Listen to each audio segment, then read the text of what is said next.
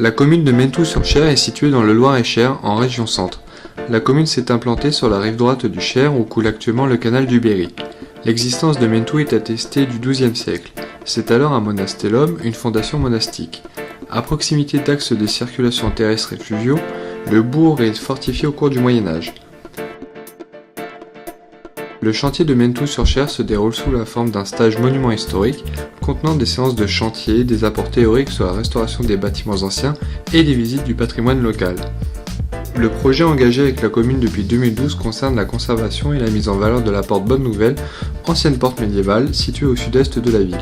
2015 marque la troisième campagne de chantier Cham sur la porte avec comme objectif de restaurer la façade sud interne de la porte altérée par le temps, le développement de la végétation et la présence de volatiles.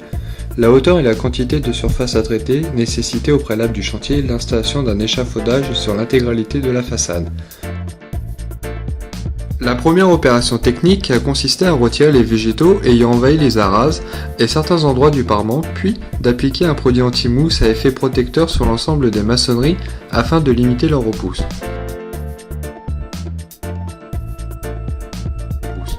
La purge des maçonneries s'est poursuivie par le retrait de l'ancien enduit de parement et de l'ensemble des joints.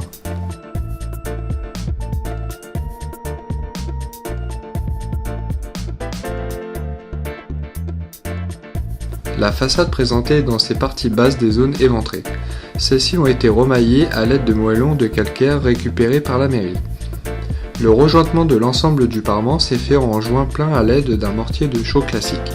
L'enduit final, réalisé avec une finition à fleur de pierre, contenait un volume de sable rouge afin de se rapprocher au mieux de la dernière teinte historique connue de la façade.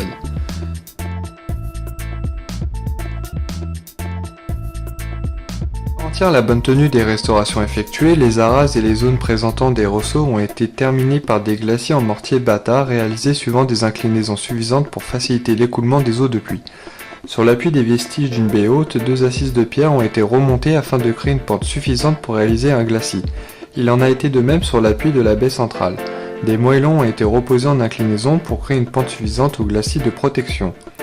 Un système anti-volatile a été installé dans les trous de boulins afin de réduire les dégâts causés par les fientes corrosifs d'oiseaux. Pour chaque trou, une ardoise taillée a été posée sur un bain de mortier avec une inclinaison à plus de 45 degrés afin d'obstruer les zones de nichage.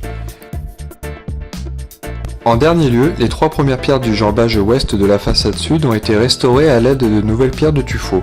Étant donné l'emplacement de ces pierres, leur restauration a nécessité de briser une petite partie du béton de la chaussée pour sortir et installer les nouveaux éléments.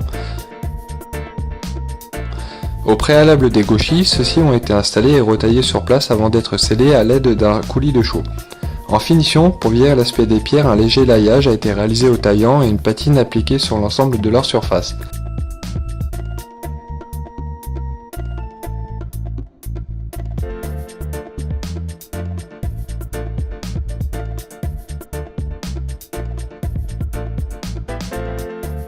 Le stage a accueilli 7 bénévoles dont 2 services civiques. Son encadrement a été assuré par Aurélie Bourgeois, directrice du chantier, et un tailleur de pierre bénévole, Jean Allard. L'équipe était hébergée au groupe scolaire Beau Soleil, les repas étaient pris dans la cantine de l'école. Les bénévoles ont pu profiter des visites les week-ends et ont découvert les châteaux de Chambord et Chenonceau.